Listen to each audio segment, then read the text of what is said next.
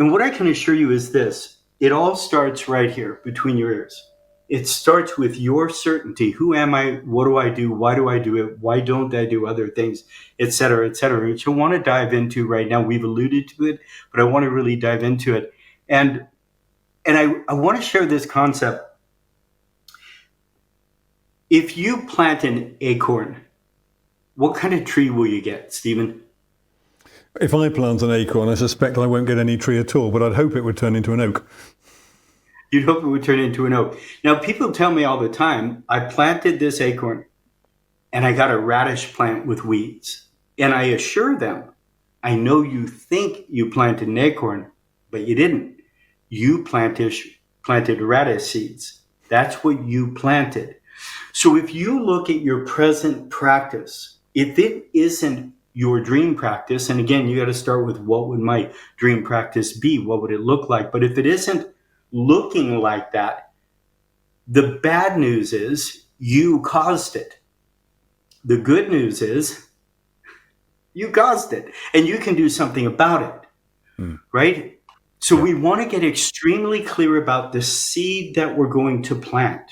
And once you have clarity around what it is that you do, you can learn to communicate it, and you can learn to market it, and you can look at all of it in relationship to all of the procedures that you do. Everything from what your office looks like, to what you offer, to who you hire, to how you communicate, to what you want. Everything is dependent on the vision, the clarity. And when you have contradictions, and again, these are really tricky contradictions that many of us have, which is, I want to serve more people, but I want to spend more time. I want to spend more time, but I don't want to charge more money. I want to send my kids to school and college, right? Do you see where the contradictions start to come? Yeah. You know, people will tell me, I want to see 100 people a day, but I want to spend 30 minutes a person. Okay, well, do the math. It's not going to work out, right? We've got to get very clear, and the why behind it is critical, and the unraveling is really critical. And again, where this gets interesting for me is when we've got, and I'm not in any way disparaging people who don't spend a lot of time. I used to see high volume and I got great results.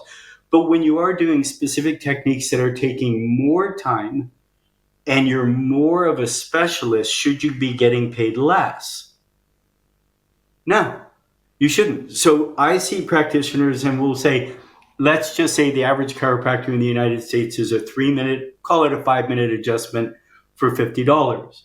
And they'll spend 15 minutes for $70. And I'm scratching my head saying, so you're getting less per minute than this person, but you believe you're getting better results than them. Do you see the contradiction? Right? So again, is it all about money? Not at all. But you got to look at it. You have to be able to pay your overhead. You got to be able to pay your staff. You may want to have a particular lifestyle. You may want to put your kids through school. These are all really important things that need to balance out.